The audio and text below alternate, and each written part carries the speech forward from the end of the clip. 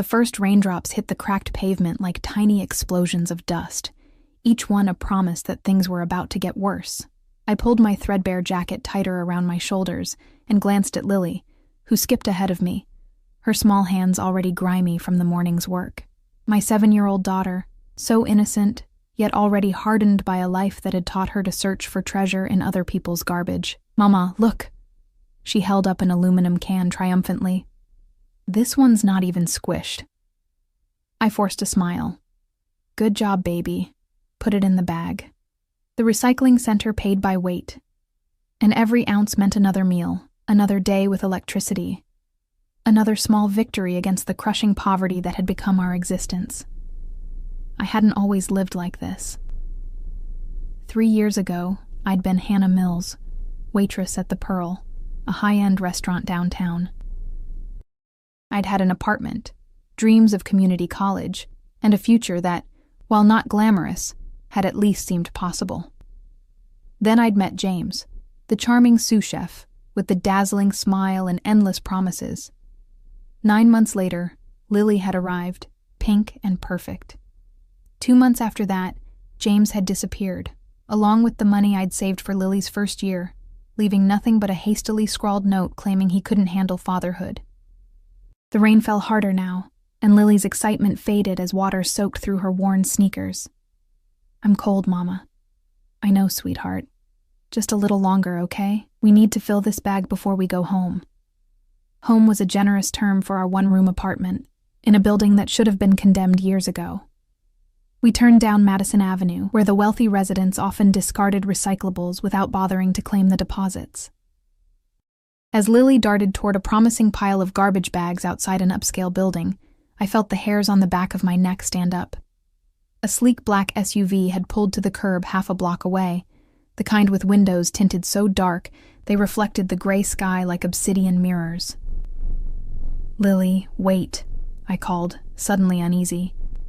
In our neighborhood, vehicles like that usually meant drugs or worse.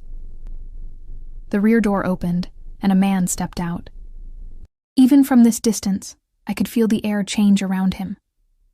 He moved with the fluid confidence of a predator, every step deliberate beneath an expensive black overcoat that fell to his knees. Dark hair swept back from a face that seemed carved rather than born, all sharp angles and hard planes, devastatingly handsome in a way that promised danger rather than comfort. I'd seen men like him before, usually surrounded by deferential staff at the Pearl. They were the ones who never looked at the prices, who ordered the oldest wines, who left tips larger than my weekly salary. Men who owned the world and knew it. 2 larger men followed him, positioning themselves at a respectful distance, their eyes constantly scanning the street. Bodyguards. My stomach knotted. Whoever this man was, he was important enough to need protection. "Lily!" I hissed again, more urgently. She ignored me, having spotted something promising in the garbage pile. The man paused on the sidewalk, speaking into his phone. Then, as if feeling my stare, he looked up. Even across the distance between us, his eyes locked with mine, dark, intense, and somehow both cold and burning at once. A shiver that had nothing to do with the rain raced down my spine. I tore my gaze away, forcing myself to move toward Lily, who had pulled something from the pile. A discarded doll with tangled blonde hair, surprisingly clean despite its location. "Can I keep it, Mama? Please?" Her eyes lit up, and my heart broke a little. She had so few toys. "We'll see, baby. Let's get back to work now." But Lily had already hugged the doll to her chest, twirling in a circle of 7-year-old joy. Her foot caught on an uneven section of sidewalk, and she stumbled, falling hard onto the wet concrete. The doll flew from her grasp, skidding across the pavement and coming to rest directly in the path of the dark-haired man. "Lily!" I rushed to her side as she began to wail, more from surprise than pain. "Shh. It's okay, baby, you're okay." I helped her up, checking her scraped hands and wet clothes. In my focus on my daughter, I didn't notice the man approach until his shadow fell over us. My head snapped up, every instinct screaming danger. He stood unnervingly close, the doll dangling from his long fingers. Up close, his presence was overwhelming. The subtle scent of expensive cologne, the perfect cut of his suit beneath the open coat, the aura of absolute authority. His face was even more striking than I'd first thought, with high cheekbones, a strong jaw dusted with perfect stubble, and eyes so dark they seemed to swallow light. "I believe this belongs to your daughter," he said, his voice a low rumble that matched his appearance perfectly, cultured, controlled, and somehow threatening despite the polite words. Before I could respond, Lily wiped her tears and looked up at him. "Thank you, mister," she said, reaching for the doll. Something strange happened then. The man froze, his eyes fixed on Lily's face with an intensity that made me instinctively pull her closer to me. For a fraction of a second, something like shock crossed his features before his expression smoothed back into unreadability. "What's your name?" he asked Lily, still holding the doll just out of reach. Every maternal alarm bell in my body began clanging. "We need to go," I said firmly, standing and pulling Lily with me. "Thank you for picking that up, but we don't need it." His eyes shifted to me, and I felt physically pinned by his gaze. "I'm simply being polite," he said, the softness of his tone belied by the steel underneath. "It's a simple question." One of his bodyguards had moved closer, his hand inside his jacket in a way that made my mouth go dry with fear. "I'm Lily," my daughter said, oblivious to the tension crackling in the air. "I'm 7. That's my doll now. I found her." The man crouched down to Lily's level, a movement so unexpected it left me momentarily speechless. "Hello, Lily," he said, his voice gentler now. "I'm Antonio, and yes, this is definitely your doll." He handed it to her, then looked up at me. "And your mother is?" I shifted uncomfortably under his scrutiny. "We really need to go. The rain's getting worse." He stood, towering over me. "You're collecting recyclables," he stated, glancing at our half-filled bag. Not a question. "We're fine," I said, my voice sharper than intended. "I didn't ask if you were fine," he replied, a hint of amusement in his voice that only heightened my unease. "I'm offering assistance. We don't need charity." His eyes narrowed slightly. "Pride is admirable, but foolish when your child is cold and wet." I bristled, anger temporarily overriding fear. "Don't presume to tell me how to care for my daughter." Something dangerous flashed across his face, and I realized too late that this was not a man accustomed to being challenged. One of the bodyguards stepped forward, but Antonio halted him with a nearly imperceptible gesture. "My car is right there," he said, nodding toward the SUV. "Let me drive you home. It's pouring now." As if on cue, the rain intensified, and Lily pressed against my side, shivering. I hesitated, torn between instinctive caution and the practical reality of our situation. We were still miles from home, and Lily was already soaked. "I have a better idea," I countered, desperation making me bold. "If you're so concerned, you could just give us money for a taxi." A smile curved his lips, though it didn't reach his eyes. "I don't trust taxi drivers in this weather. I insist." The word insist hung in the air between us, and I suddenly understood this wasn't actually an offer. The realization sent ice through my veins. "Mama, I'm cold," Lily whimpered, and my resolve crumbled. "Fine," I said tersely. "But just a ride home. That's it." Antonio nodded once, as if my acquiescence was never in doubt. "Of course." As one bodyguard opened the SUV's door, and the other took our recycling bag without asking, I had the distinct feeling I'd just made a terrible mistake. But with Lily shivering against me, and the rain now falling in sheets, I had no choice but to accept the devil's hand. The interior of the SUV was warm and smelled of leather. Lily climbed in first, her eyes wide as she settled into the plush seat. I followed reluctantly, keeping her close to my side. Antonio sat across from us, his presence somehow filling the spacious interior. The doors closed with a solid thunk that sounded disturbingly final. "Where do you live?" he asked as the vehicle pulled smoothly away from the curb. I gave our address reluctantly, watching his expression. A flicker of recognition crossed his features, quickly masked. "That's Baltic Heights," he said. "Not the safest neighborhood for a child." I stiffened. "It's what we can afford." He studied me with those penetrating eyes. "And what do you do when you're not collecting recyclables?" "I clean offices at night," I replied reluctantly. "Lily stays with a neighbor, and during the day, I look for better work, hence the recycling." He nodded slowly, then turned his attention to Lily, who was stroking the doll's hair with reverent fingers. "Do you like school, Lily?" "Sometimes," she answered. "I like reading class, and I'm good at math." "Is that so?" Something in his voice had changed, becoming almost gentle. "She's very bright," I said, unable to hide the pride in my voice. "Top of her class despite everything." His eyes met mine again, and this time I thought I detected something like approval. "Children are resilient. They shouldn't have to be," I replied softly. For a moment, neither of us spoke. The rain drummed on the roof, and Lily hummed quietly to her new doll. "What happened to her father?" The question was asked casually, but I sensed a tension beneath it. "He left," I said shortly, "when she was 2 months old." Antonio's jaw tightened almost imperceptibly. His name? The personal questions were making me increasingly uncomfortable. "That's not relevant to anything. Humor me." I shifted uneasily. James Donovan. He was a cook at the restaurant where I worked. He stole my savings and disappeared. End of story. Antonio's expression didn't change, but something in his posture did.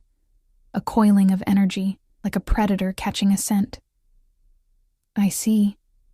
The SUV slowed as we approached my neighborhood, the elegant vehicle jarringly out of place among the dilapidated buildings and graffiti-covered walls. When we pulled up to my apartment building, Antonio studied the crumbling facade with an unreadable expression. "Thank you for the ride," I said firmly, eager to end this strange encounter. I reached for the door handle. "Wait." His command stopped me instantly. He removed a business card from his inner pocket and held it out to me. "If you need anything, call this number, day or night." I stared at the card. It was black with a single embossed phone number in silver. No name, no company. "Why would you help us?" His eyes moved to Lily, who was reluctant to leave the warm car. "Let's just say I have a particular interest in seeing children properly cared for." He paused. "Especially children who show promise." I took the card cautiously, not believing for a second that his interest was purely charitable. Men like him didn't help people like us without expecting something in return. "What's your name?" he asked again as I tucked the card into my pocket. I hesitated, then decided giving my first name couldn't hurt. "Hannah." "Hannah," he repeated, as if testing how it felt on his tongue. "Take care of Lily. And yourself." With that cryptic parting, we exited the SUV. As soon as we stepped out, one of the bodyguards handed me our recycling bag, now mysteriously heavier than before. The vehicle remained at the curb, engine idling, as we walked to the building entrance. Only when we were safely inside did I hear it drive away. In our tiny apartment, I emptied the bag and gasped. Mixed in with our recyclables were several crisp $100 bills. More money than I made in 2 weeks of night cleaning. As Lily played with her new doll in the corner, I sat on our worn sofa, turning Antonio's card over in my fingers, wondering what kind of man carried that much cash, traveled with bodyguards, and took an interest in a little girl collecting trash on Madison Avenue. I should have thrown the card away. Instead, I tucked it into the back of my wallet, telling myself it was just in case of emergency. But deep down, as the rain continued to fall outside our window, I knew with inexplicable certainty that I hadn't seen the last of Antonio. The next morning dawned clear and bright, as if yesterday's rain had washed the world clean. I'd barely slept, Antonio's intense gaze haunting my dreams. The money he'd slipped into our recycling bag was hidden beneath the loose floorboard under my bed. $2,000 in crisp hundreds. Part of me wanted to use it immediately. Pay our overdue rent, buy Lily new shoes, stock our nearly empty refrigerator. But another part, the cautious survivor I'd become, warned that nothing came without strings. "Mama, can I take Sophia to school today?" Lily stood in our tiny kitchen area. Already dressed in her cleanest uniform, the rescued doll clutched to her chest. She'd named it immediately and spent the evening whispering secrets to it. "I don't think that's a good idea, baby. She might get lost or dirty." Lily's face fell, but she nodded with that too adult understanding that always broke my heart. "I'll keep her safe at home." She carefully placed Sophia on her pillow, before grabbing her worn backpack. After walking her to school, I headed to the local diner where I sometimes picked up breakfast shifts. The owner, Marge, was a tough but fair woman who'd given me work when I desperately needed it. "Sorry, Hannah," she said when I asked about extra hours. "Business is slow. I can barely give my regulars their usual shifts." I thanked her and left, the weight of our situation settling back onto my shoulders. The cleaning company only needed me 3 nights a week, and even with the recycling, we were always one emergency away from disaster. As I walked home, a black SUV crawled alongside me, matching my pace. My heart stuttered as the rear window lowered, revealing Antonio's unmistakable face. "Good morning, Hannah," he said, as if our meeting was the most natural thing in the world. I stopped walking, anger overriding my initial fear. "Are you following me?" He smiled, the expression transforming his severe features into something dangerously appealing. "I was in the neighborhood. That's not an answer." His smile widened. "I wanted to check on you and Lily, make sure you were all right after yesterday's rain." "We're fine," I said tightly. "And I don't need checking on." "Get in," he said, ignoring my objection. "I'd like to talk to you." "I have nothing to say."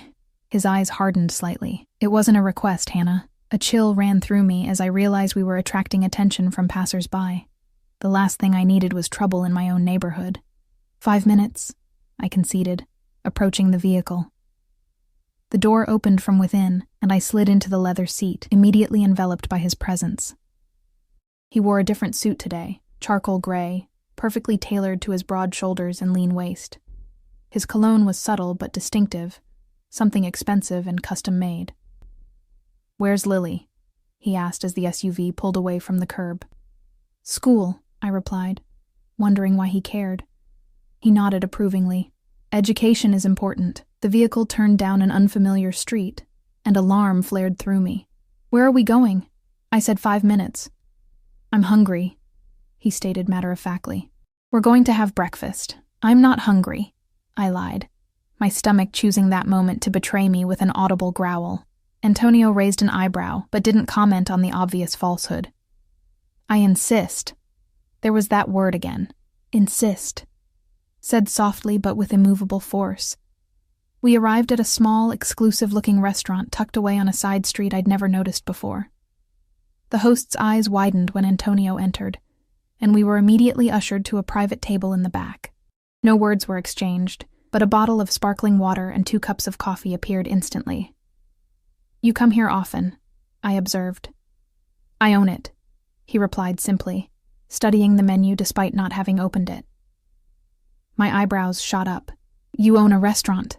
"I own many things," he said, his dark eyes meeting mine over the rim of his coffee cup. A waiter approached, standing at a respectful distance until Antonio acknowledged him with a slight nod.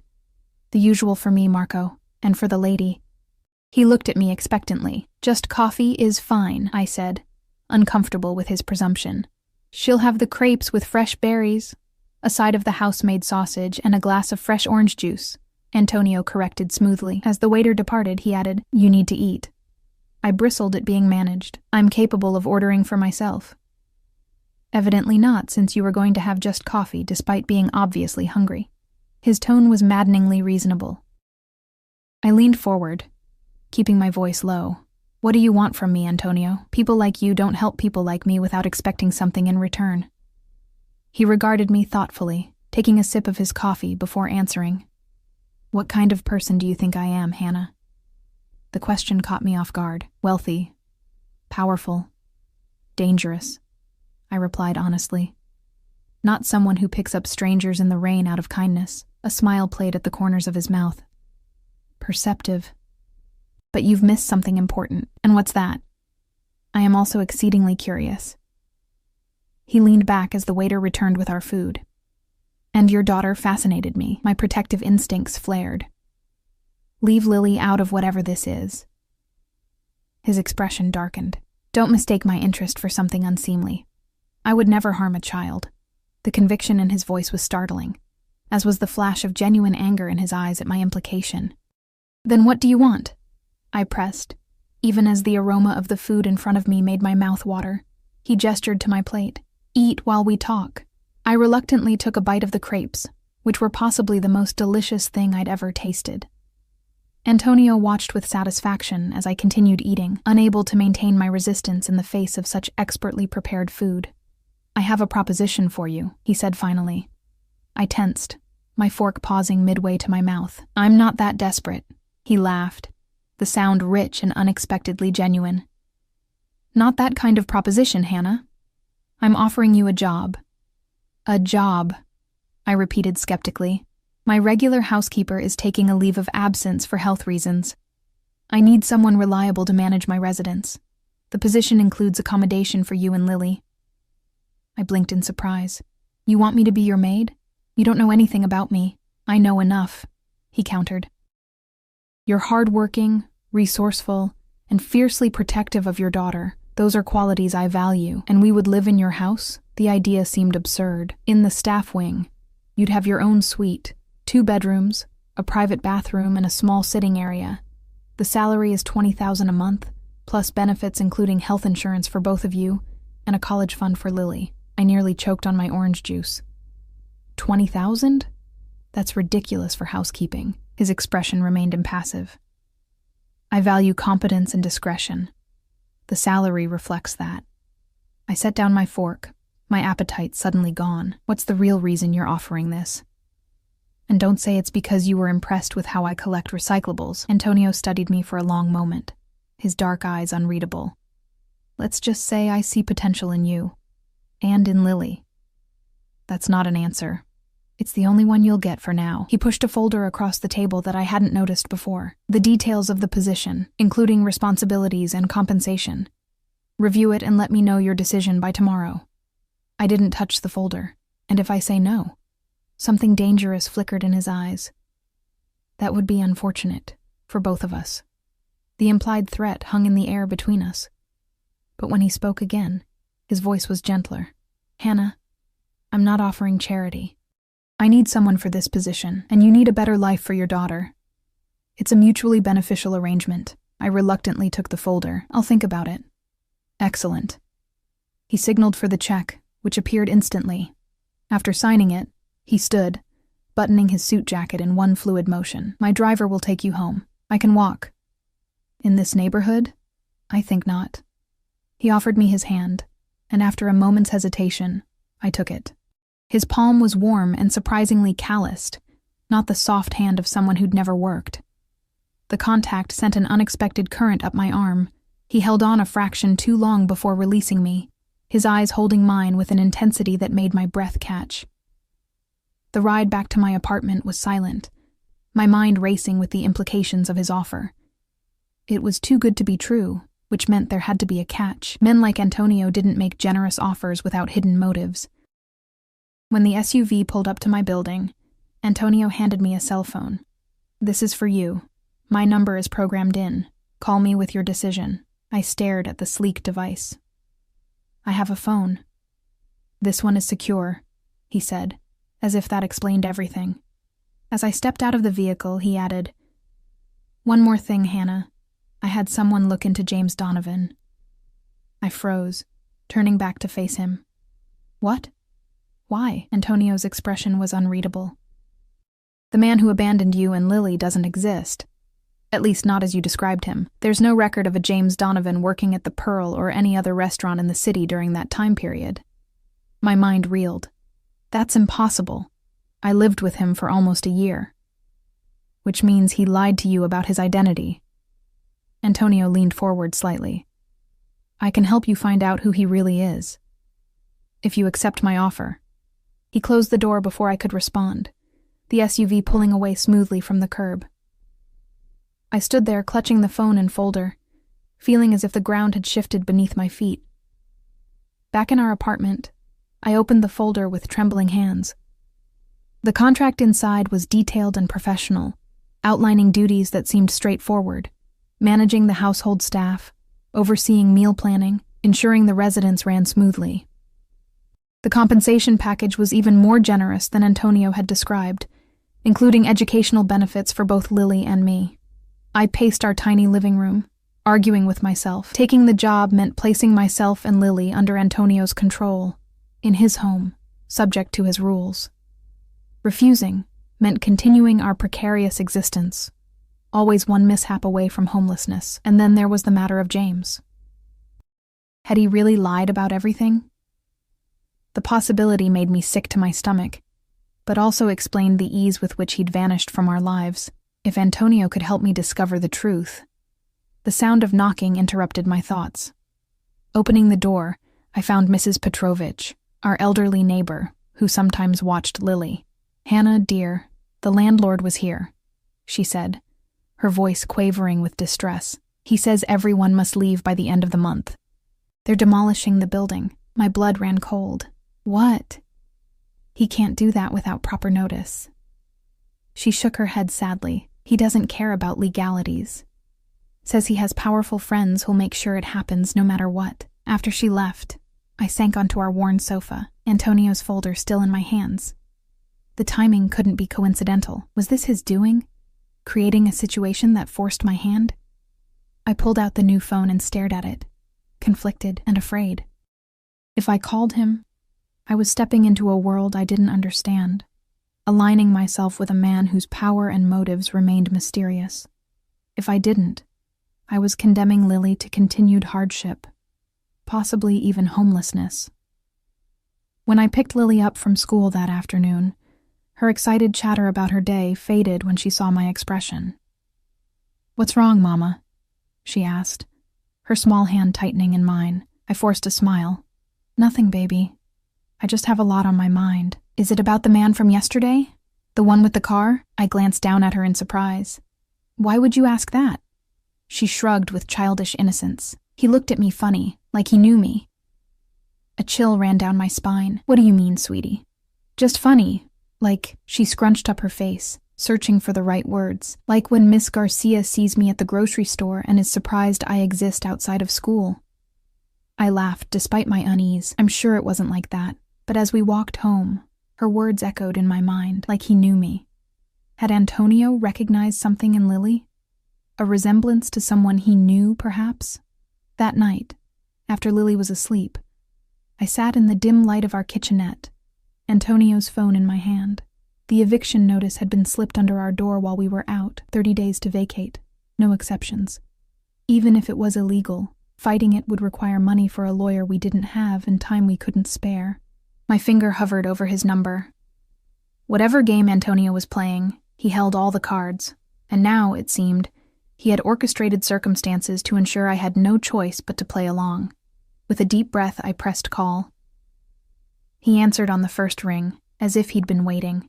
"Have you decided, Hannah?" His voice was low and smooth, confidence evident in every syllable. I closed my eyes, feeling like I was standing on the edge of a cliff. "Yes. I'll take the job." "Excellent." I could hear the satisfaction in his tone. "Be ready tomorrow morning at 9. My driver will collect you and Lily. Pack only what you need immediately. Clothes, personal items, anything of sentimental value. Everything else can be replaced." "Tomorrow?" "That's too soon. Lily has school and I need to." "I've already arranged for Lily's transfer to Westwood Academy," he interrupted. "It's 5 minutes from my residence and far superior to her current school. As for your other obligations, consider them handled." My head spun at how quickly he was taking control. "You can't just decide these things without consulting me." "I believe I just did." His tone softened slightly. "Hannah, this transition will be easier if you don't fight me on every detail. I'm trying to help you." "Why?" I demanded. "Why are you doing all this?"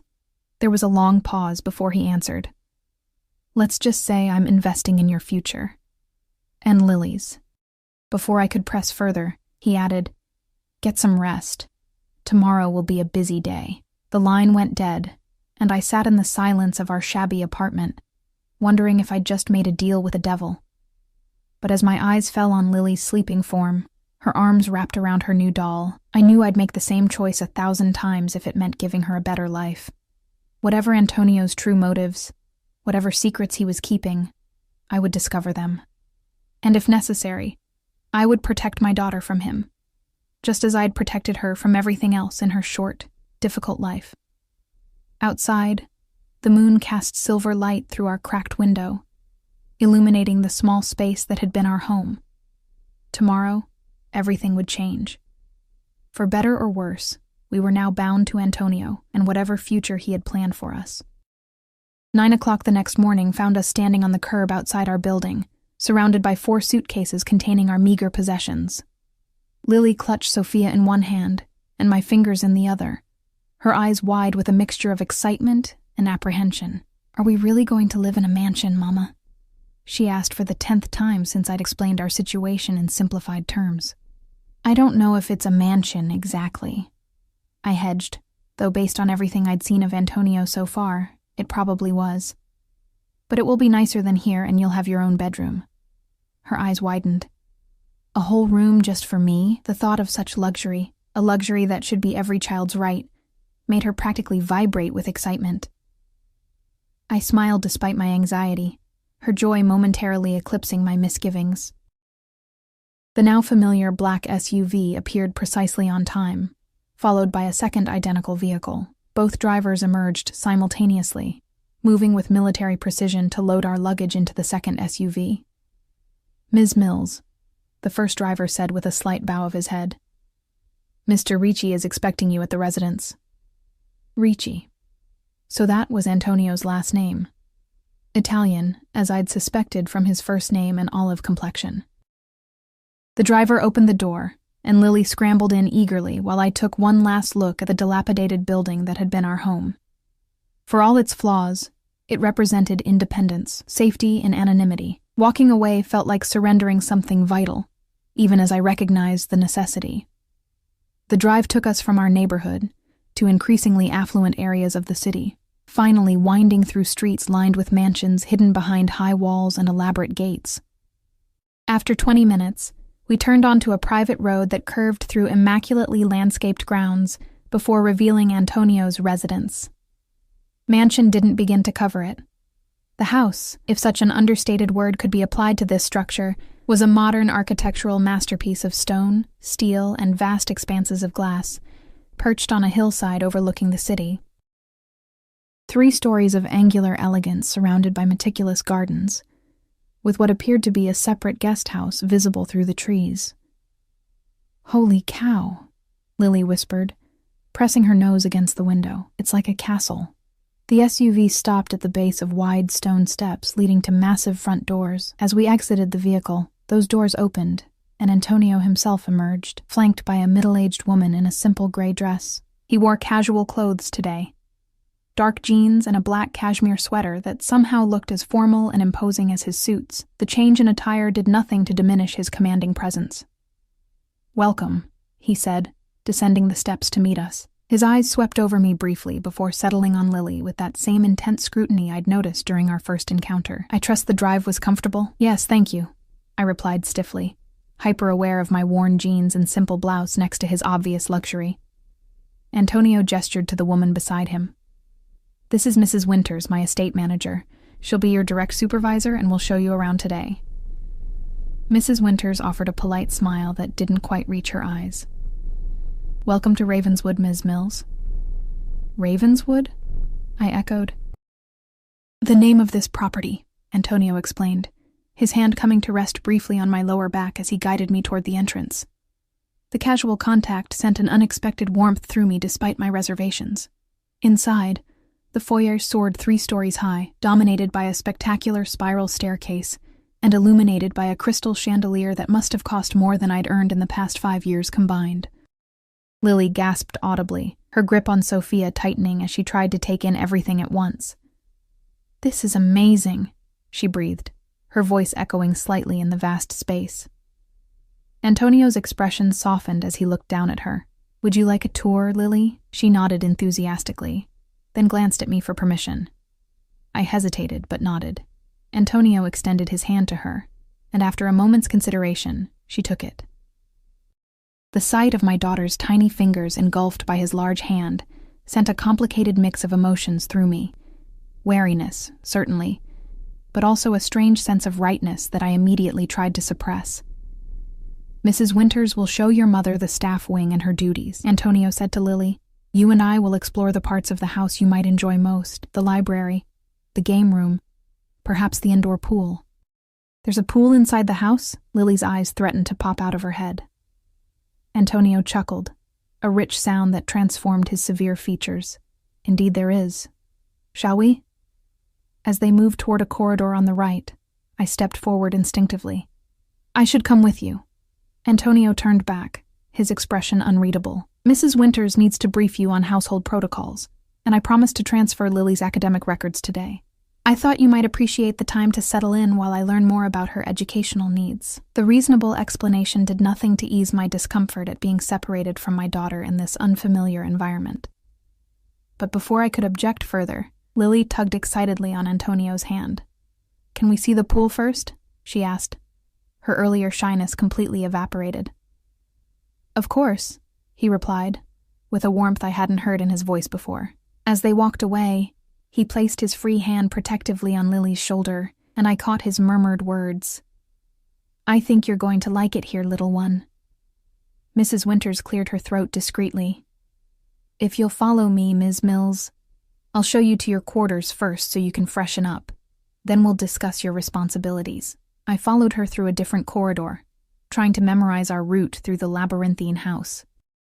The staff wing, as Antonio had called it, was accessed through a discreet door that led to a separate section of the mansion.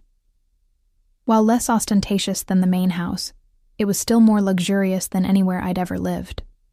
Our suite consisted of a comfortable living area, with a small kitchenette, 2 generously sized bedrooms, and a gleaming bathroom with both a shower stall and a soaking tub. The furniture was high quality and tasteful, the bedding crisp and inviting, the closets already partially stocked with new clothes in both my size and Lily's.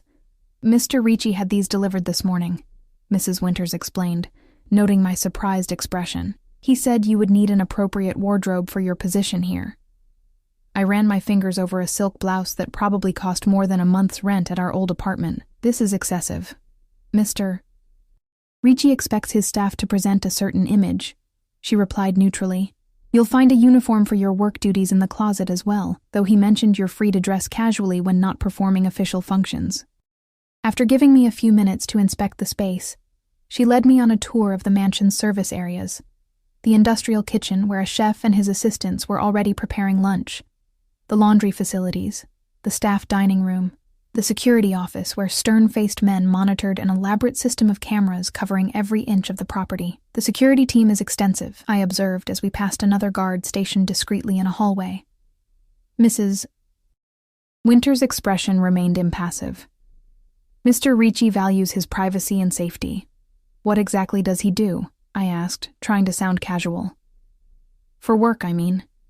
She gave me a measured look. "Mr. Ricci has diverse business interests.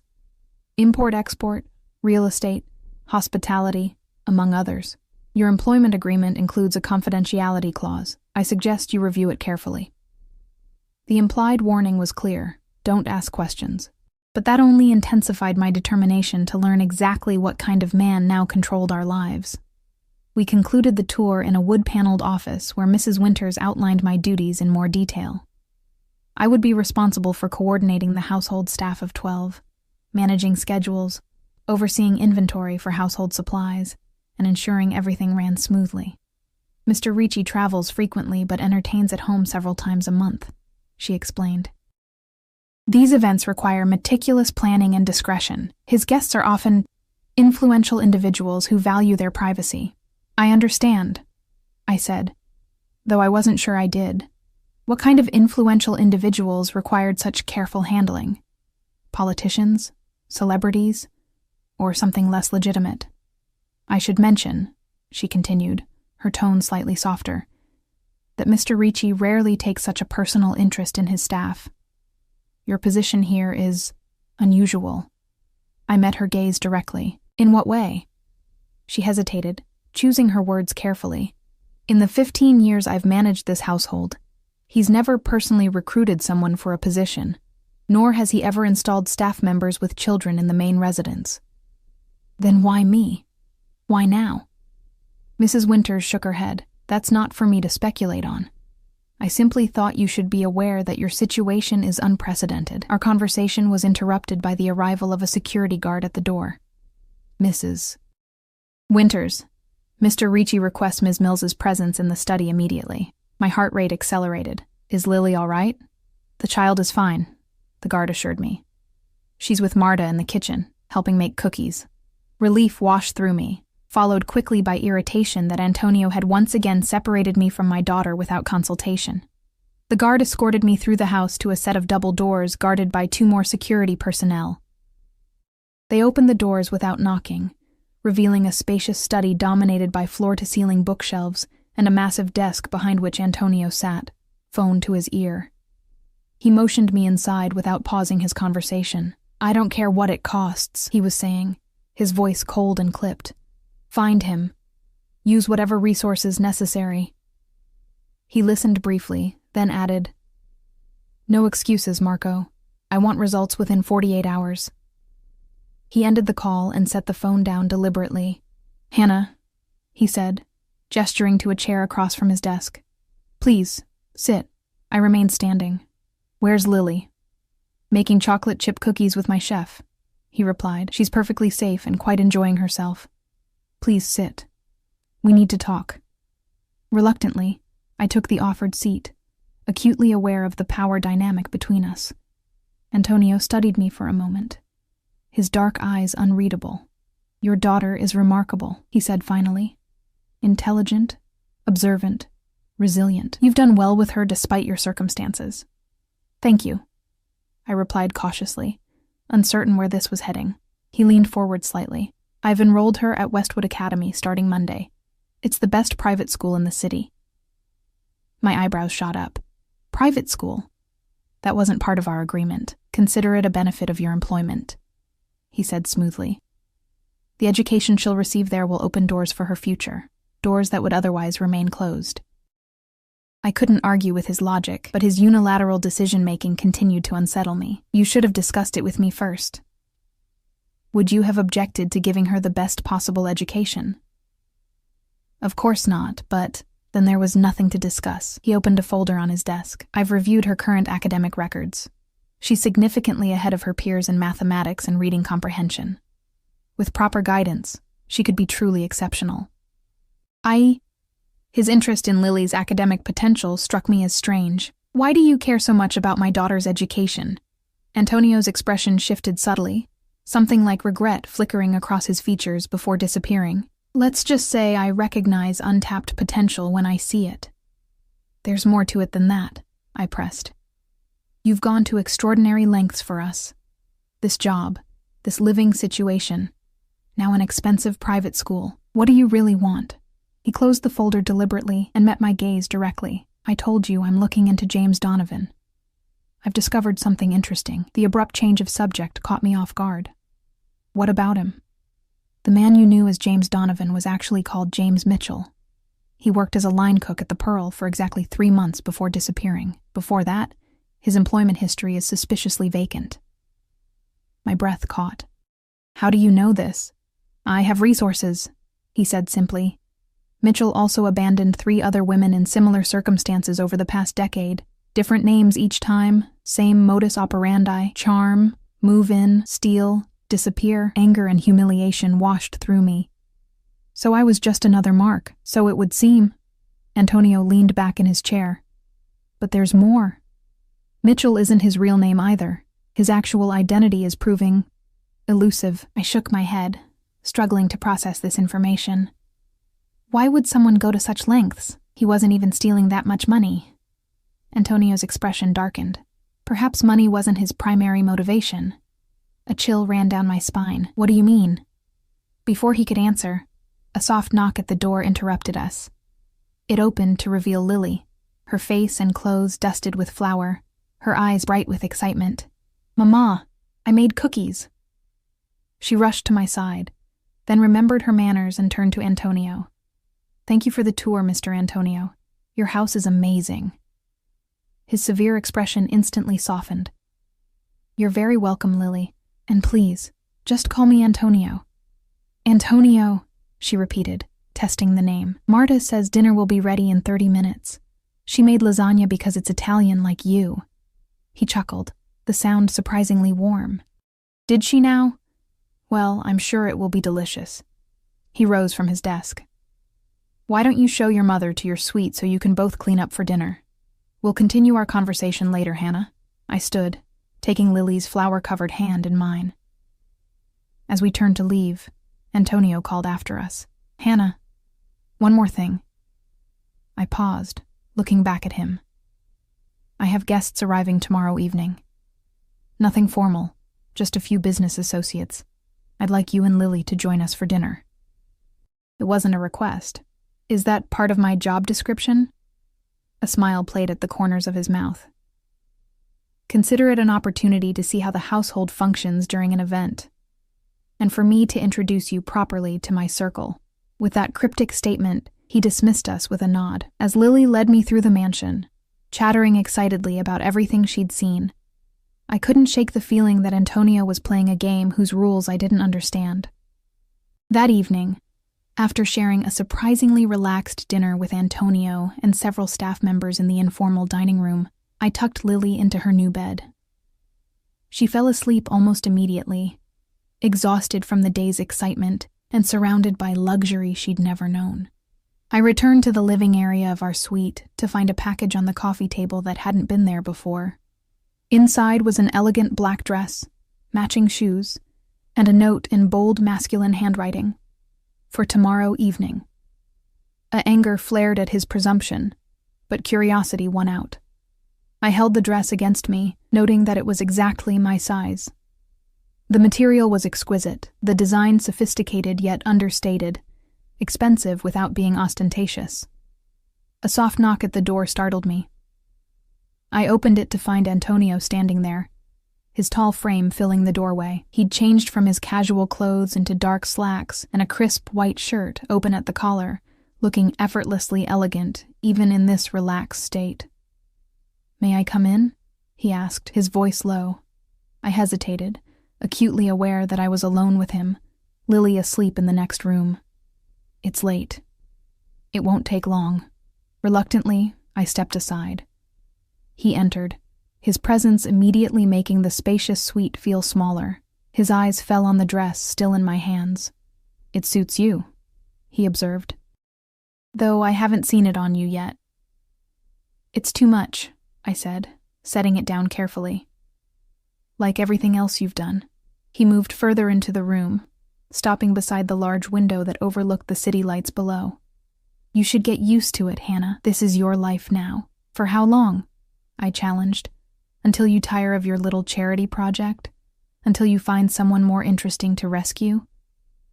Antonio turned to face me, his expression serious. "This isn't charity, and you're not a project." "Then what am I? Why am I really here?" He took a step closer. "I told you. I'm investing in your future. And Lily's," I added. "You seem particularly interested in my daughter." Something flickered in his eyes. Pain, perhaps, or guilt. "She reminds me of someone I once knew." It was the first genuine, unguarded statement he'd made since we met. I pressed the advantage. "Who?" Instead of answering, he reached into his pocket and withdrew a folded paper. "My people found this today. It's a birth certificate for Lily, the original, not the copy you have." My heart skipped a beat. "How did you get that? Those records are sealed." "As I said, I have resources." He unfolded the paper and held it out to me. "Look at the father's name." With trembling fingers, I took the document. There, in official typeface, was a name I'd never seen before. Antonio Ricci. The world seemed to tilt beneath my feet. This is a mistake, or a forgery. James was Lily's father. Antonio's expression remained steady. "The man you knew as James used my identity when registering Lily's birth. Perhaps to avoid being found if child support was ever pursued." "That's impossible," I whispered, though a horrible suspicion was beginning to form in my mind. "How would he even know your name?" "Because he worked for me," Antonio said quietly. "James Mitchell was employed by one of my companies as a courier. He had access to my personal information, including identification documents." The room seemed to spin.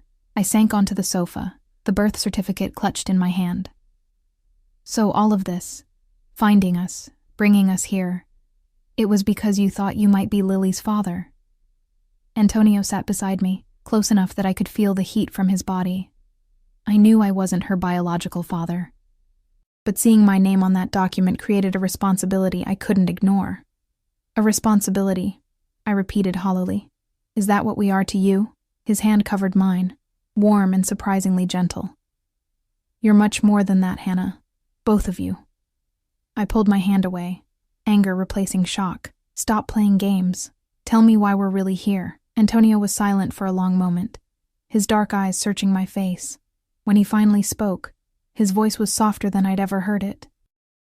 The truth is more complicated than you can imagine. He stood, moving back to the window. Get some rest. Tomorrow will be another long day.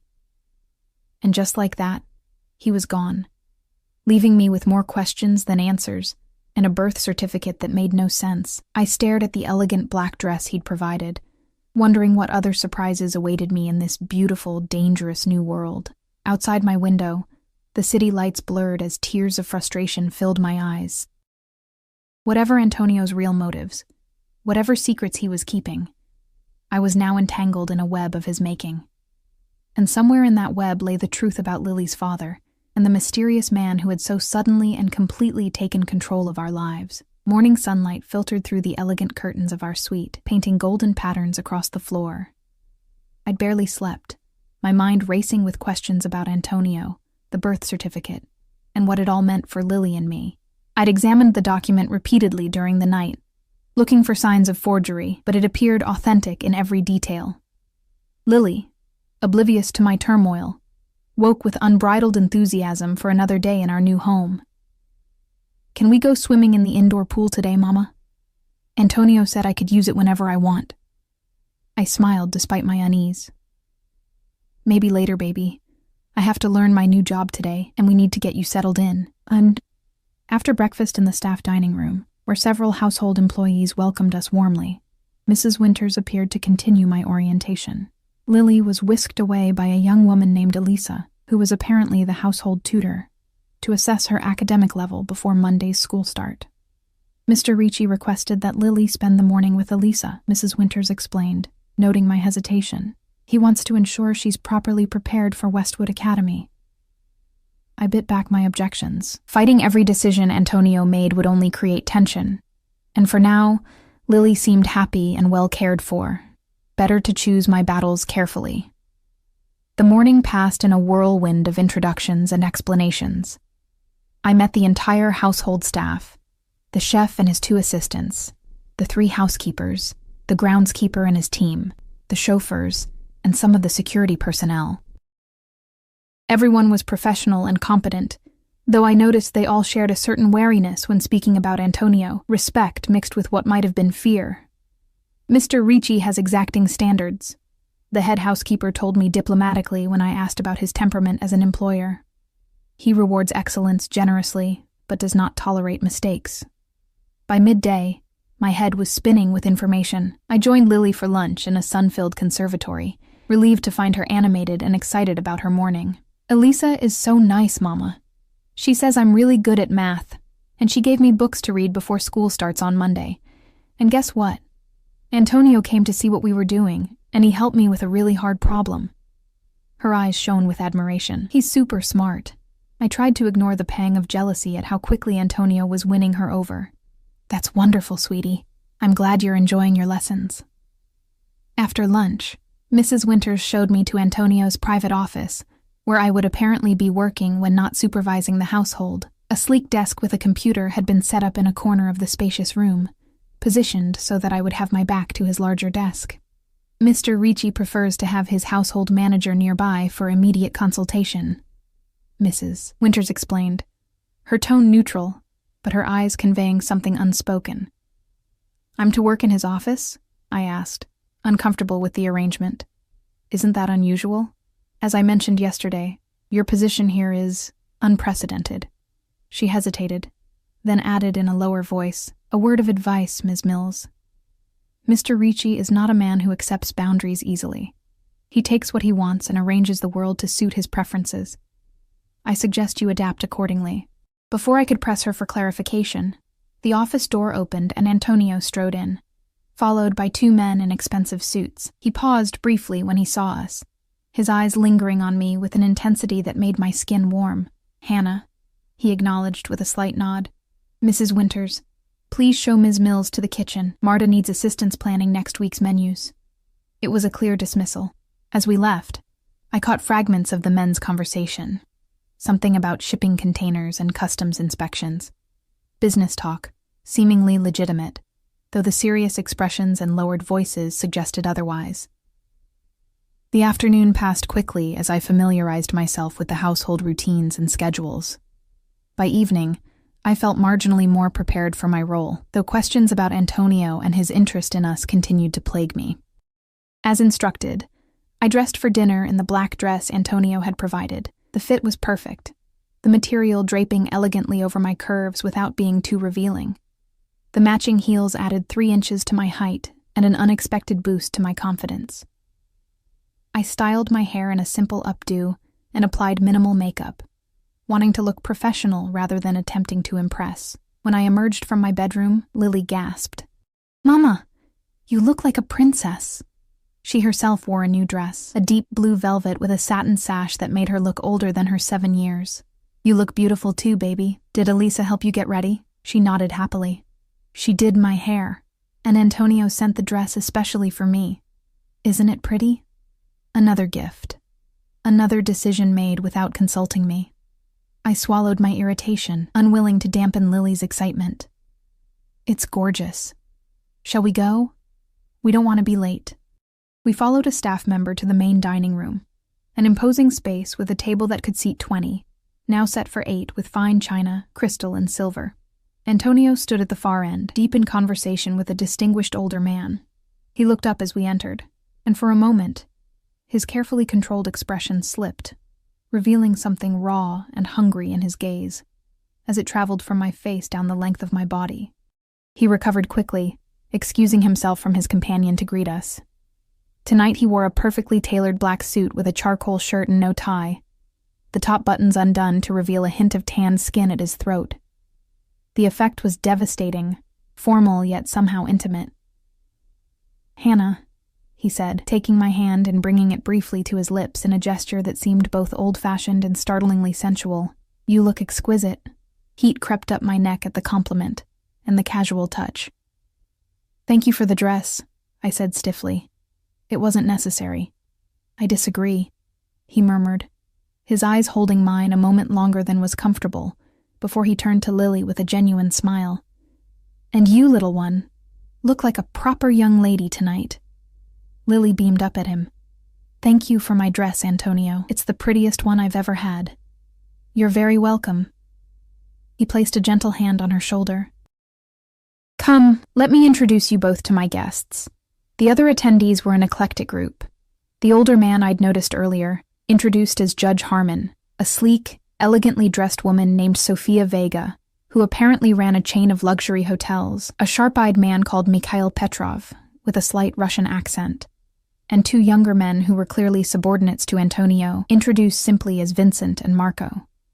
Throughout the introductions, I noticed the curious glances directed our way, particularly from Sofia, whose perfectly manicured eyebrow raised fractionally when Antonio presented me as Hannah Mills, my new household manager. No one questioned our presence or Lily's, though I caught significant looks exchanged between the judge and Sofia.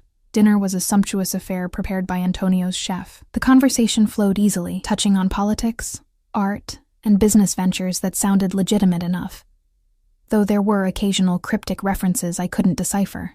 Antonio dominated the table naturally, his charisma and intelligence evident in every exchange. I found myself watching him, fascinated by the way he commanded respect without apparent effort. Lily, seated beside me, was on her best behavior, using the correct silverware and speaking only when addressed directly.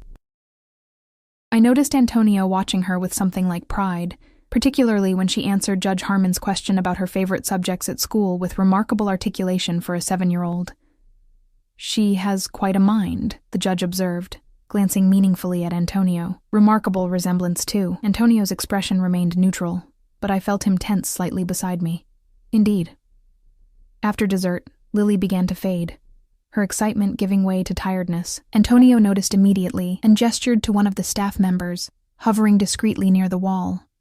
"Hannah, Elena will take Lily to your suite and help her prepare for bed." I'd like you to join us for drinks in the library. It wasn't a request. I kissed Lily goodnight, watching as she sleepily took Elena's hand and left the dining room. When they were gone, Antonio led the group to a richly appointed library where a butler was already setting up a bar. "Scotch for the gentlemen, I believe," Antonio directed. "Sophia, your usual martini, and for Hannah." He paused, looking at me inquiringly. "Just water, thank you," I said, wanting to keep my wits about me. As the drinks were served, the conversation shifted subtly, becoming more guarded, yet somehow more intimate. I stood slightly apart from the group, observing rather than participating, aware that I was being assessed by Antonio's associates. Sophia approached me, martini in hand. "So?" she said without preamble. "How long have you known Antonio?" "Just a few days, actually," I admitted. Her perfectly arched eyebrows rose. "Fascinating. He doesn't usually—" She trailed off, studying me more intently. "You have no idea who he is, do you?" Before I could respond, Antonio appeared at my side, his hand coming to rest possessively at the small of my back. "Sophia, I see you're getting acquainted with Hannah. Just girl talk," she replied smoothly, though her eyes remained sharp and assessing. "She's refreshingly uninformed." Antonio's fingers pressed slightly against my spine, a warning, or perhaps a reassurance. "Hannah has other qualities I value more than knowledge of our world." "Clearly," Sophia murmured, her gaze flicking meaningfully to his hand on my back. With a knowing smile, she drifted away to join the others. "What did she mean?" I asked quietly, turning to face Antonio. "About your world." His dark eyes studied me, calculating something I couldn't decipher. "My associates move in exclusive circles, Hannah. Sophia was simply noting that you're an outsider you've deliberately brought inside," I pointed out. "Why?" Instead of answering, he guided me to a quieter corner of the room. Judge Harmon was impressed with Lily. The abrupt change of subject was becoming a familiar tactic. "He seemed to think she resembles you." Antonio's expression remained carefully neutral. "Many children have dark hair and eyes." "Is that all it is?" Because he seemed to be implying something more. For a moment, I thought he might actually give me a straight answer. But then Marco approached, murmuring something about a call that required Antonio's immediate attention. With a brief apology, Antonio excused himself, leaving me alone among strangers who clearly knew more about my situation than I did. I used the opportunity to circulate around the library, pretending to admire the extensive collection of books while eavesdropping on conversations. Most were innocuous, but I caught fragments that raised my suspicions further. References to territories, shipments, and the commission. The older man, Judge Harmon, eventually joined me by the bookshelves. "Antonio tells me you're a single mother," he said without preamble.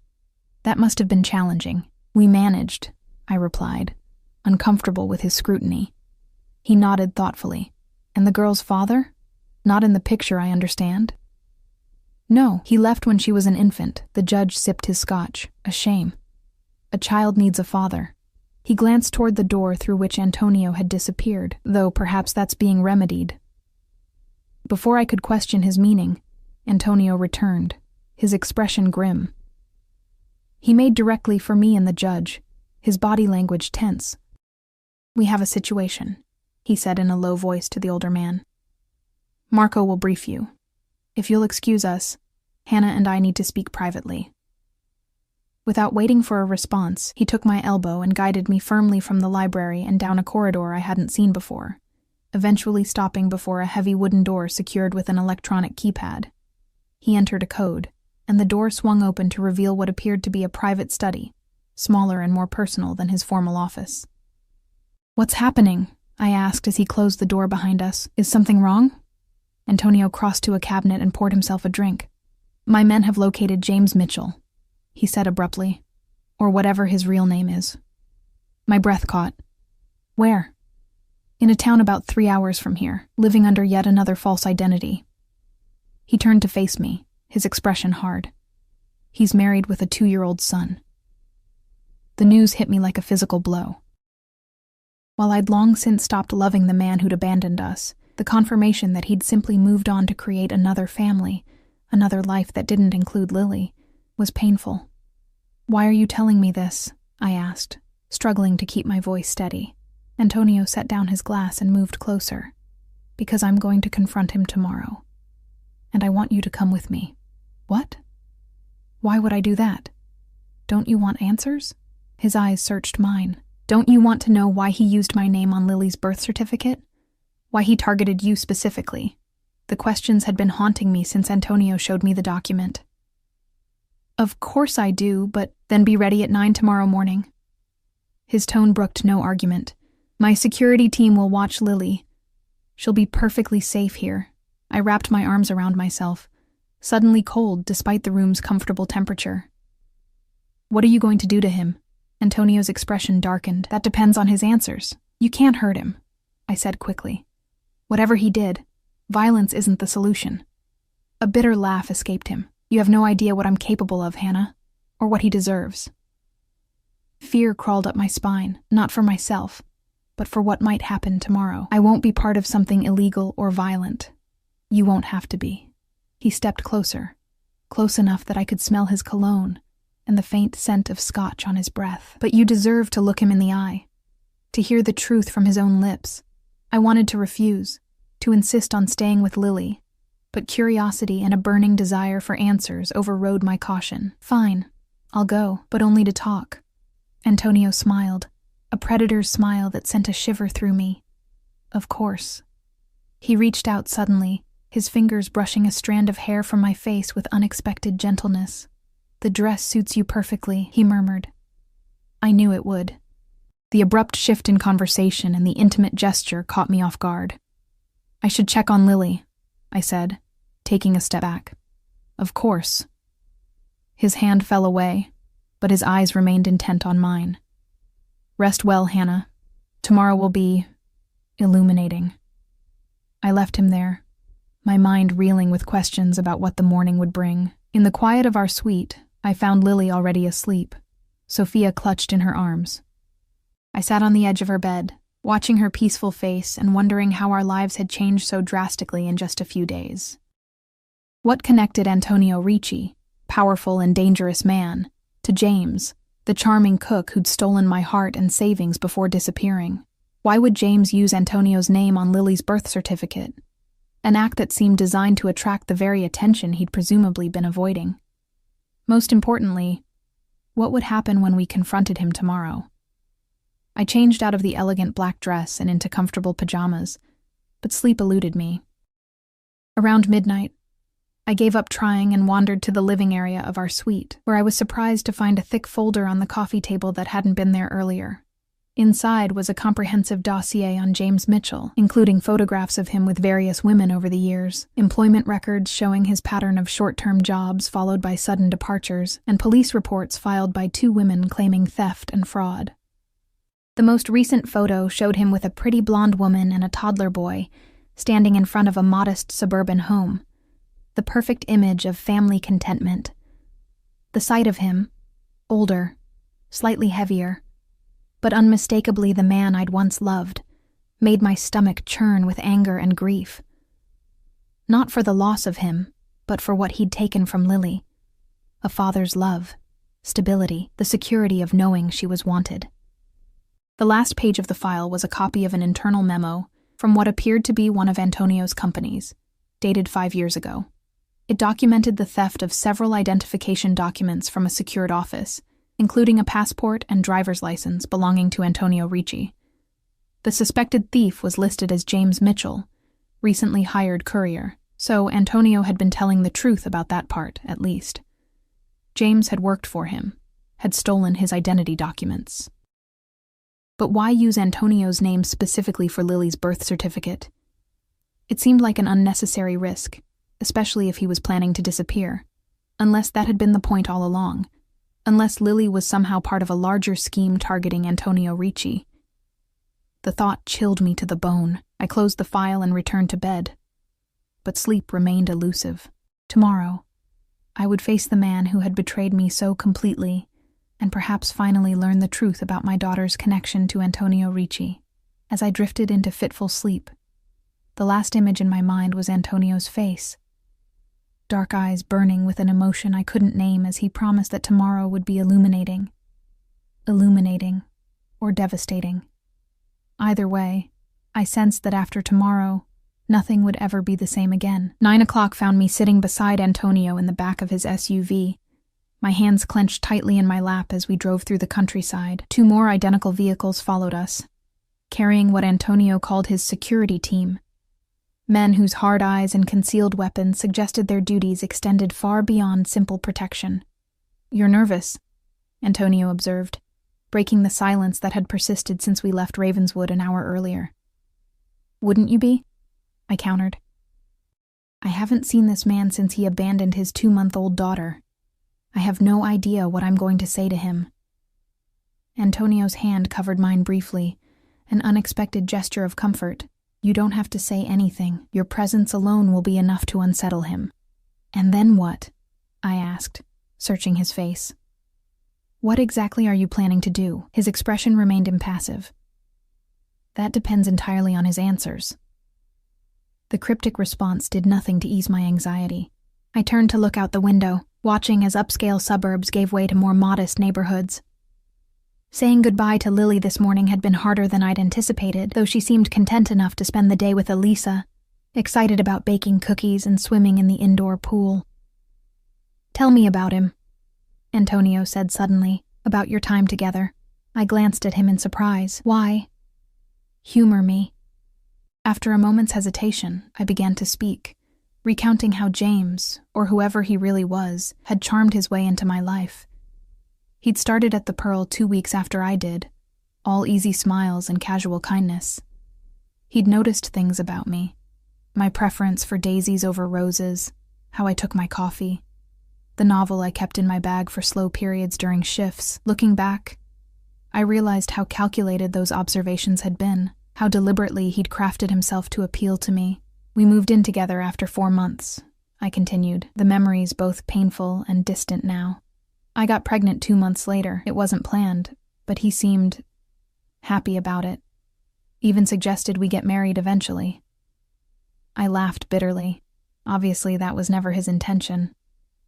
Antonio's jaw tightened. "When exactly did he leave?" 2 months after Lily was born. I came home from a doctor's appointment to find him gone, along with the cash I'd been saving, about $6,000. He left a note saying he wasn't cut out for fatherhood and that I'd be better off without him. The pain of that betrayal had dulled over the years, replaced by anger and eventually indifference. I never heard from him again. Antonio was silent for a long moment, his dark eyes fixed on the passing landscape. "Did he take special interest in your pregnancy? The sonograms, doctor's visits?" The question struck me as odd. Not really. If anything, he seemed to avoid those appointments. "Why?" He shook his head slightly, just establishing his pattern of behavior. We lapsed back into silence until the SUV turned onto a quiet street lined with modest but well-maintained homes. We slowed in front of a yellow 2-story house with a small swing set visible in the backyard. "That's it," Antonio said, his voice hardening. "The life he built after abandoning you and Lily." A silver sedan sat in the driveway, and toys were scattered across the front lawn, evidence of the new family James had created while erasing his obligations to his first child. "Stay in the car until I call for you," Antonio instructed as we parked across the street. "Marco and Vincent will remain with you." Before I could object, he exited the vehicle, straightening his suit jacket with a casual gesture that somehow made him look more dangerous. 2 men from the following SUVs fell into step behind him as he approached the house with the confident stride of someone accustomed to commanding any space he entered. Through the tinted windows, I watched as he rang the doorbell, standing with perfect stillness as he waited. The door opened to reveal a blonde woman, presumably James's new wife, with a toddler balanced on her hip. Even from this distance, I could see her expression shift from polite inquiry to unease as Antonio spoke. After a brief exchange, she stepped back, allowing Antonio and his men to enter the house. The door closed, and the street returned to its quiet suburban normality, giving no indication of the confrontation happening inside. "Ms. Mills," Marco said from the front seat, his voice respectful but firm. "Mr. Ricci wanted you to have this." He passed back a small electronic device that looked like a modified smartphone. It's a secure feed from the camera on his tie clip. You'll be able to see and hear everything. My hands trembled slightly as I accepted the device. The screen flickered to life, showing a modest living room from Antonio's perspective. James stood near a fireplace, his face pale with recognition and fear. He looked older than in the photographs, with streaks of gray in his once dark hair, and a slight paunch that his sweater couldn't quite conceal. "Hello, James." Antonio's voice came through with perfect clarity. "Or should I use your real name?" James swallowed visibly. "I don't know what you're talking about. My name is Paul Winters." Antonio's laugh was cold. "Let's not waste time with lies. You've used at least 4 identities that I know of: James Mitchell, James Donovan, Stephen Carroll, and now Paul Winters. But your real name is David Conti, son of Michael Conti, former underboss to the Gambino family." My breath caught. Gambino family. Even I knew that name. One of the most notorious crime families in American history. James, or David, paled further. "You have no right to come into my home and make accusations. I have every right." Antonio cut him off, his voice dropping to a dangerous softness. "You stole from me. Not just my identity documents, but something far more precious." On the screen, I saw James's wife clutching their son protectively in the background, her eyes wide with confusion and fear. "Amanda, take Nathan upstairs," James said without looking at her. When she hesitated, he added more firmly, "Now please." Once they were gone, James seemed to deflate slightly. "Look, I took some documents years ago, I admit that. But I needed a clean identity, and you were the safest option. I never used them for anything illegal." "Except identity theft," Antonio pointed out, "and fraud, and abandonment of your child." James's eyes narrowed.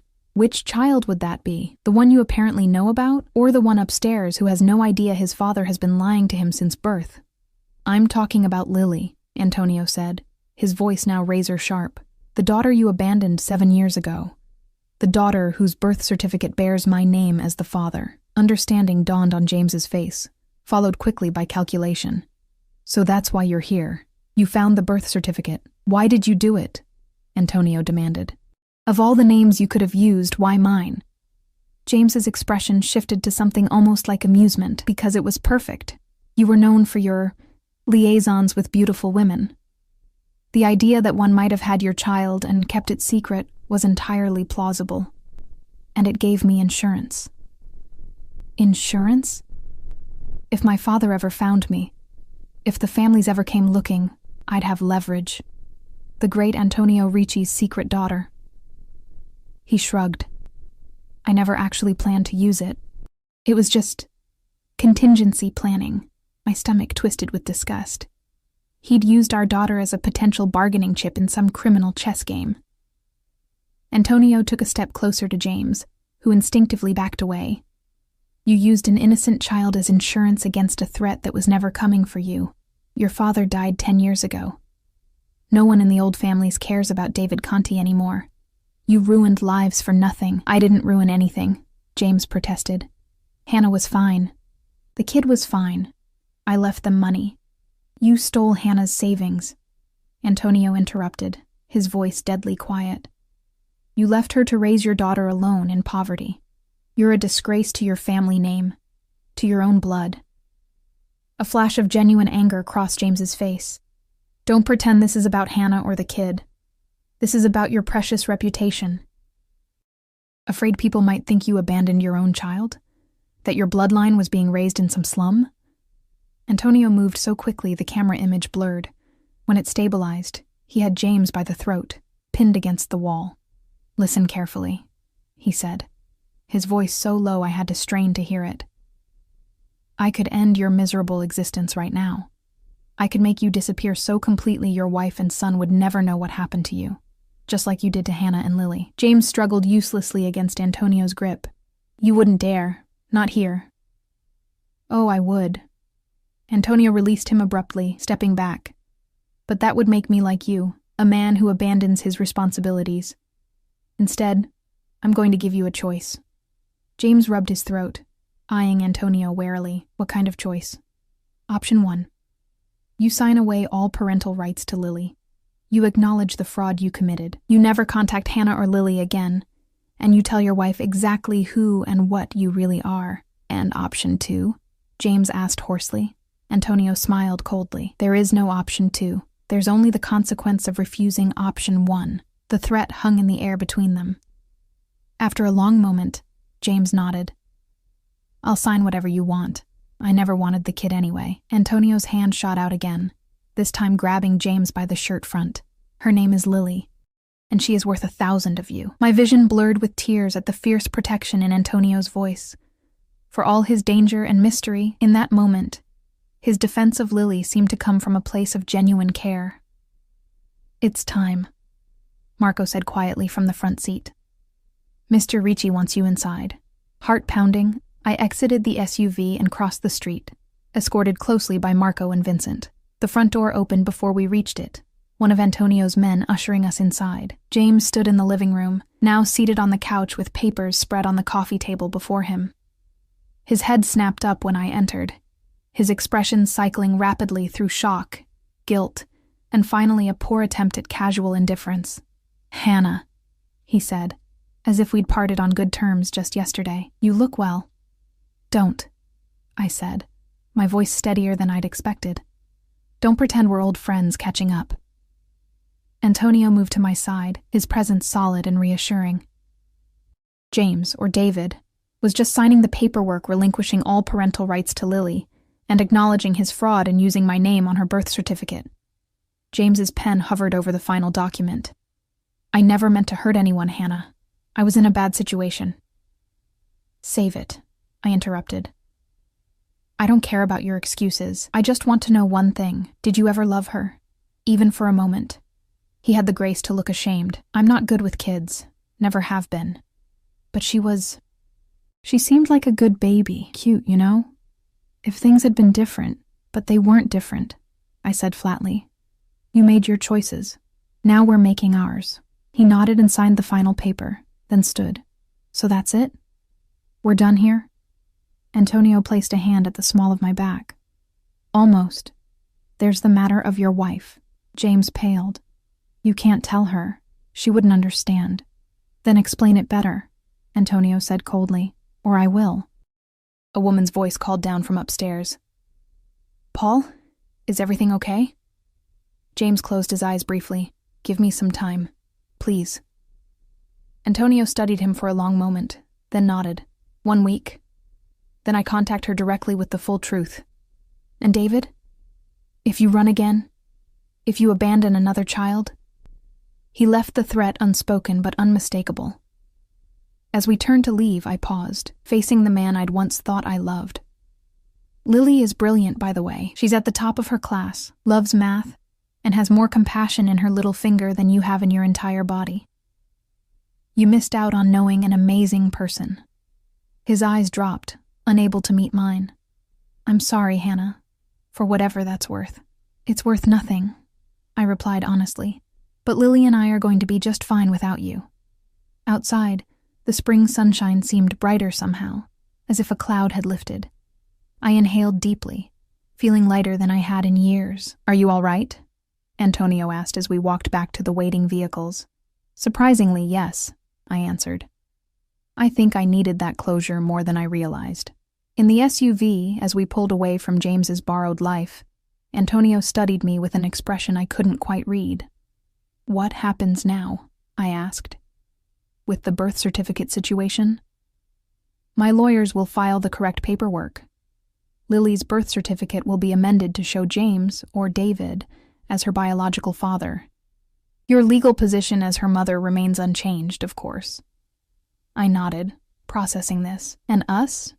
Lily and me? Do we continue living at Ravenswood, with me working as your household manager? I couldn't keep the skepticism from my voice at the title we both knew was largely a pretense. Antonio was silent for a long moment, his dark eyes thoughtful. That depends on you, Hannah, on what you want. What I want. Since when has that mattered in any of this? You've orchestrated everything from the moment you saw Lily on that street corner. His expression softened slightly. Not everything. I didn't anticipate meeting you and Lily that day. I certainly didn't plan to be drawn to you both so quickly. Drawn to us? I repeated, caught off guard by the admission. What does that mean exactly? Antonio turned to look out the window, his profile sharp against the passing landscape.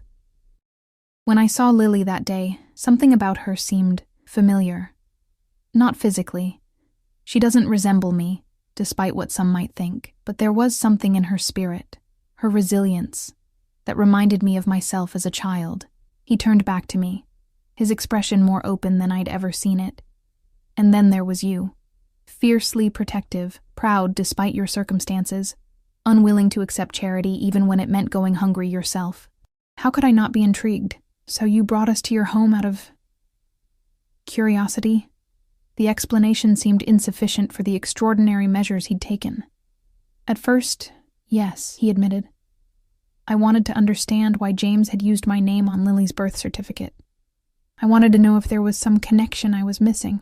His mouth curved in a rueful smile. What I didn't expect was to find myself caring about what happened to either of you.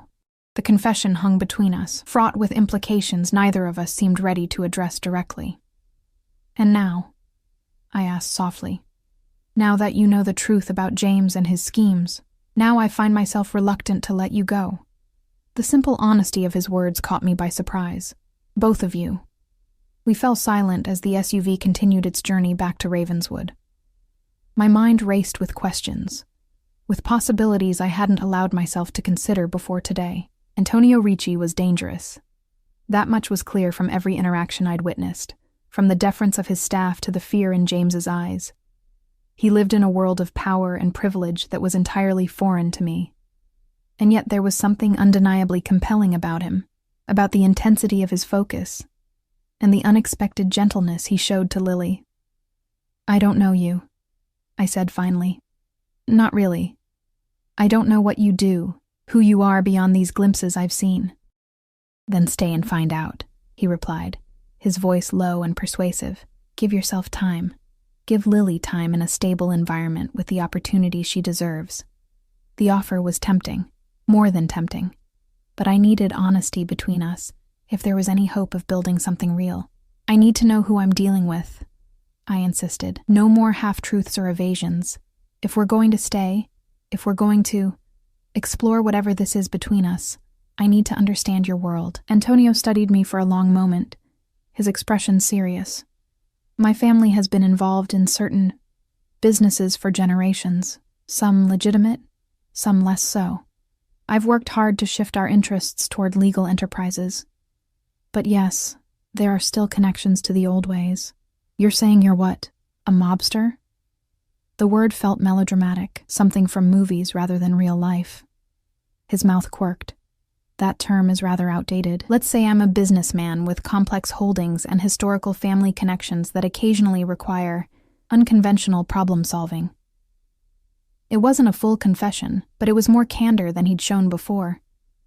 And these family connections, they're why you have a small army of security, why people look at you with fear.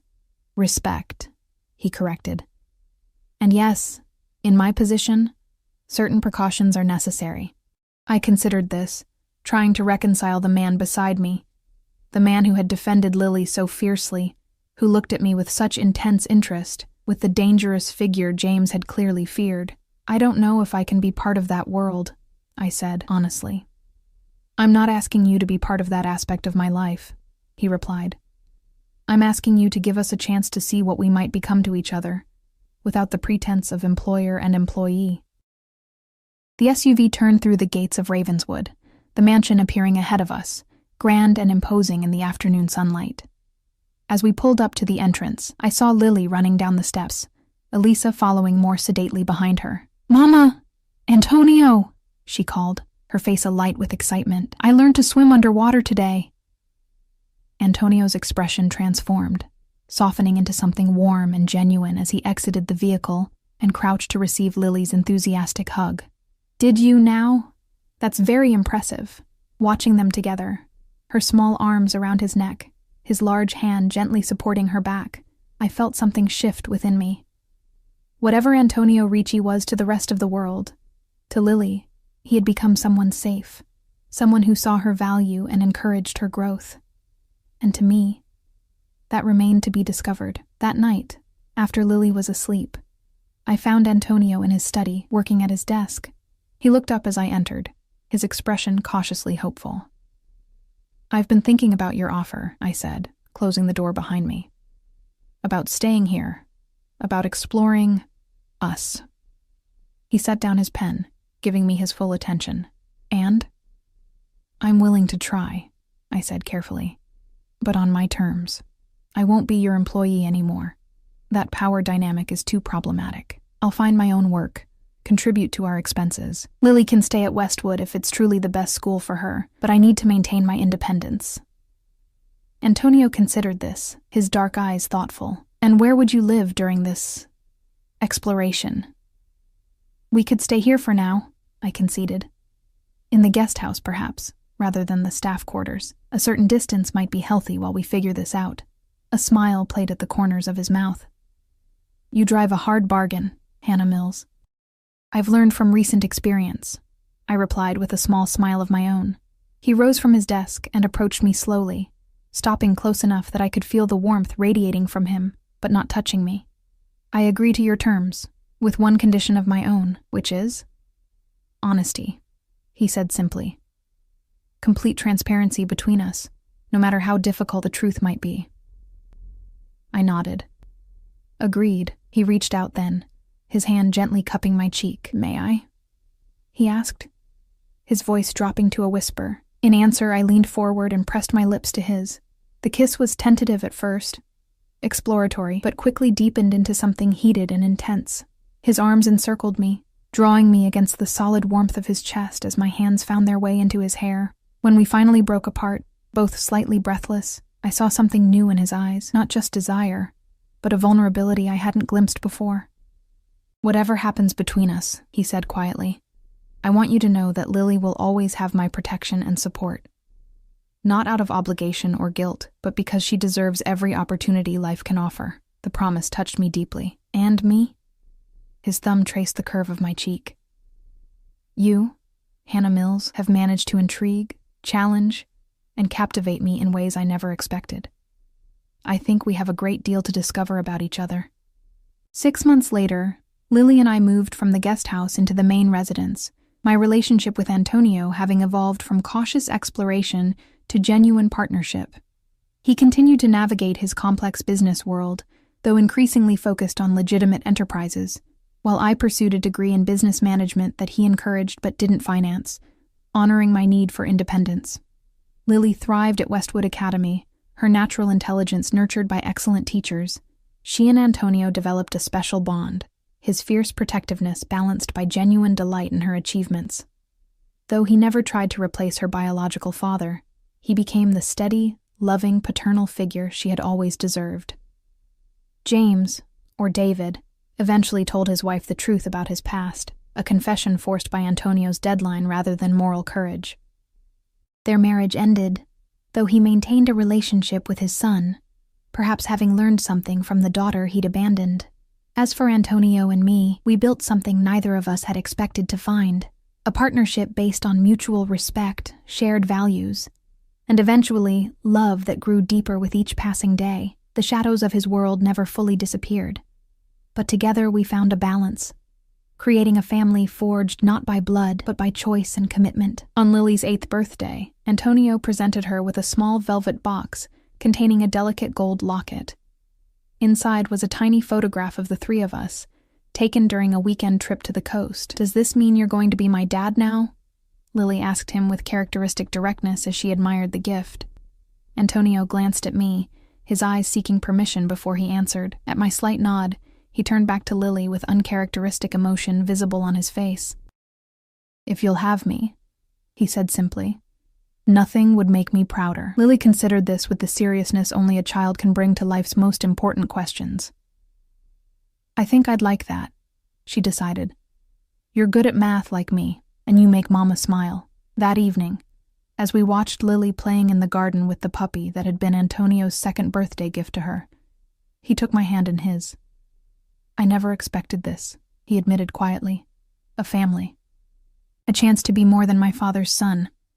more than my family's legacy. I leaned against his shoulder, watching the autumn sunlight catch in Lily's dark hair as she laughed with pure joy. Sometimes the best things in life are the ones we don't see coming. He turned to me then, his expression more open and vulnerable than I'd ever seen it. I love you, Hannah. You and Lily. You've given me something I didn't know I was missing.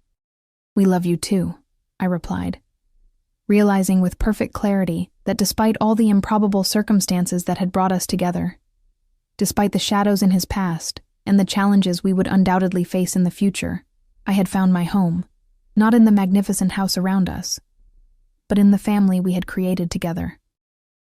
The path ahead would not always be smooth, but we would walk it together, Antonio, Lily, and I, a family bound not by blood or obligation, but by something far stronger, choice, commitment, and love that had found us when we least expected it.